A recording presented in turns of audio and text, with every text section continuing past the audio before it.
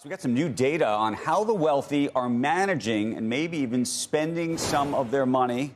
The one guy who knows more about money and how they spend it is here at the table. He's going to spend it for us, Robert Frank. He's got the details. Good to see you, Andrew. Nice Welcome to see you, back. Sir. Only a third of millionaires, in fact, surveyed use a wealth advisor, and among those who do, many are planning a change. A survey by Long Angle, that's the network of high net worth founders and executives, found that using an advisor does rise with wealth, so only 22% of those worth less than $5 million use an advisor, while nearly half of those worth more than $25 million use an advisor. A quarter of them are considering switching advisors, with most of the complaints around cost, a lack of personalized service, and slow response times. Now, the survey also asked millionaires to rank 14 other professional services commonly used by the wealthy, from personal trainers to private schools, accountants, and estates attorneys. Personal trainers ranked highest on the satisfaction score with a 9.3 out of 10. Personal sports coach, private schools, sports coaches also got high satisfaction marks. Accountants and estate attorneys, though, they ranked below pool services. Therapy also ranked near the top. Yeah, because one's like you just need it. One's the other, like you need it, and the other one's like you want it. you want it, yeah. And in fact, when you look at therapy, this was an interesting one.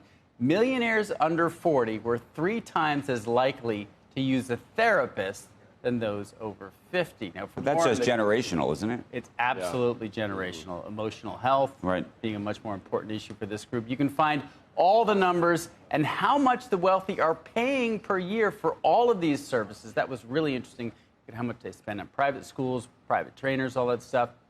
That's going to be in your read this Inside newsletter coming out in the next hour. CNBC.com/Inside Wealth. You guys have personal trainers, right? You certainly look like and I'm an emotional wreck, but I may need therapy. Have you ever? Are you willing to cop Sure. that? Years ago. Many years ago. I have never, but I have 3 dogs. Their therapy? They're your therapy? No therapist can come close. I don't think. You're highly satisfied with your dog therapy. They're better than 10 out of 10. They're better than we are. They are. We don't deserve them. We really don't. I mean, after I joined the show, I thought I really got to get some therapy, right? I mean, you know what? But this is therapy, right? Is that what you're trying to suggest? I know this is therapy. 3 hours of therapy. This is therapy, but I support your efforts to get additional therapy wholeheartedly. I'm not going to put you down for that. Okay, I got one for Robert Frank that's just a curveball. Yeah. There are people in New York who I think the wealthy who might be looking for a therapist after yesterday's election. And more importantly, were looking for therapy when they heard that Lina Khan was joining the transition team.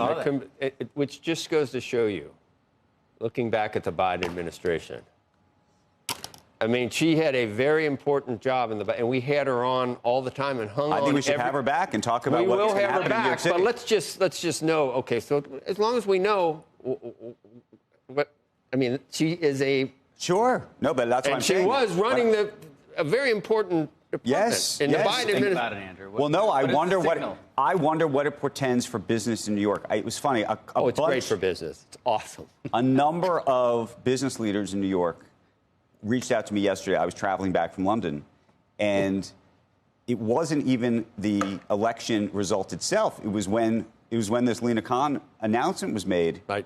It was like they were sort of like frozen in place. And talked. I mean, some of the texting and back and forth was more about sort of what had happened to the merger business. I mean, obviously, there's a lot of bankers in this city, financiers in this city, and sort of what the approach is. I don't know if she's going to have a role in the future.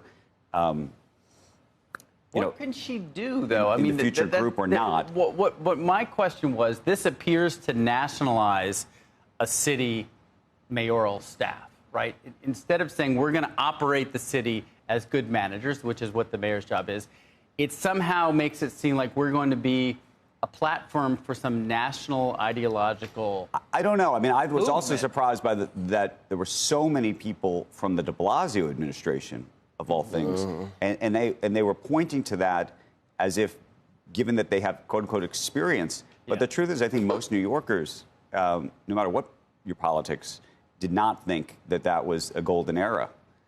In terms of managing the city. What is she going to do? What is her role? Did they say what her role is? I could not ascertain that. But I will work on it. I'd love to have her on the show, just talk about the future of New York.